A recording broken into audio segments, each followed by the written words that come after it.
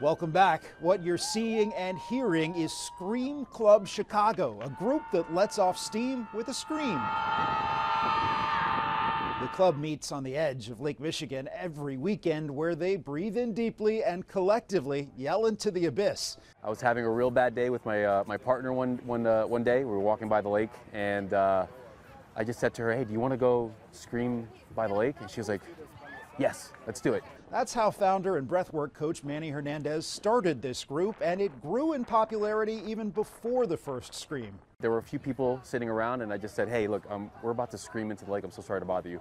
Do you want to join us?" And they were like, "Yes, absolutely." So I got like 4 people that day just on a whim, and we screamed into the lake. A few people cried, and then I looked right at my girlfriend. I was like, "I think this is something that we got to start." And Scream Club was born. Attendees say this is the perfect outlet to let go, relieve stress, and even make some friends. After doing this, I become more happier, a lot happier. And in fact, I get to meet a lot of people who are going through, different things, and there's no judgment here. It's just a few people just getting it out of the system. Mental health experts say there is no evidence that primal therapy, as it's known, has significant long-term benefits, but it has been around for decades and was used by John Lennon and Yoko Ono in the 70s. To a different type of therapy, and one that will have you buzzing. A growing number of people in Kenya are trying bee sting therapy in an effort to ease their chronic pain.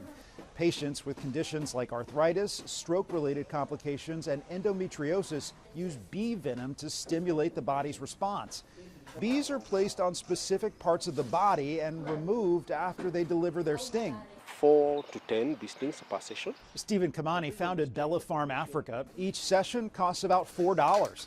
Scientists in Kenya who study bee venom say there are some promising lab studies, but patients, especially those allergic to bees, need to understand the risks. The major compound of the honeybee venom, which is a peptide called melittin, has several health benefits. It has antimicrobial properties, antioxidant, anti-inflammatory, and even anti-cancer. Some patients know this therapy is outside the norm, but they are looking for answers after traditional treatments fail. Switching to a more friendly animal story, it turns out tortoises are hiding a soft side under those hard shells.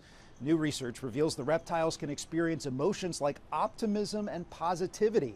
Scientists in England studied 15 red-footed tortoises, putting them through a series of cognitive tests, exposing them to new objects and unfamiliar environments.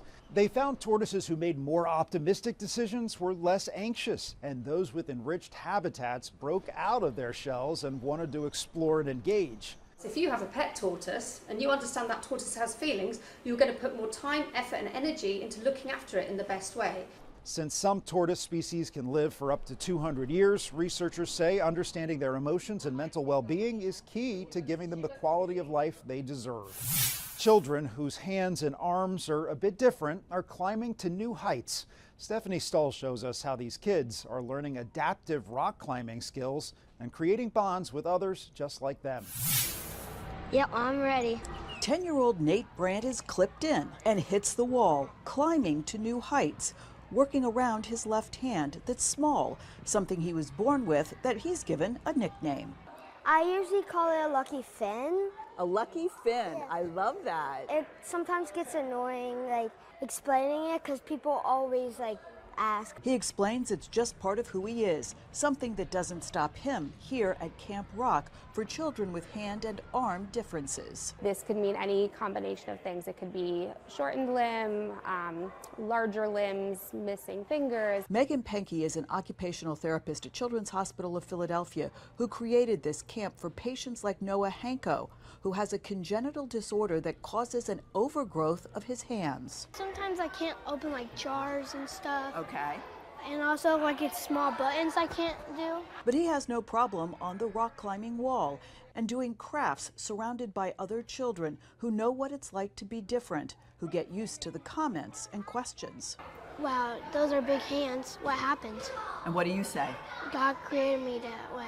In addition to having fun, this camp is also designed to help the kids build confidence. Hopefully impact their overall self-concept and confidence in life, so they just understand that they really can move forward and do anything that they want to do in life. But it sort of feels like really weird and uncomfortable for me. Right. In some positions. Kennedy Bracken, who has a birth injury to her shoulder, is excited about rock climbing, where she's conquering fears. I am afraid of heights, and it's scary to look down a little bit, but I'm a lot less scared than I was on the first day. Learning it can be fun to overcome challenges. I love Camp Rock. It's amazing. A place where differences are embraced and empowered. Stephanie Stahl, CBS News. The incredible strength of kids. That's Eye on Health for this week. I'm Bradley Blackburn. Thanks for joining us, and be well.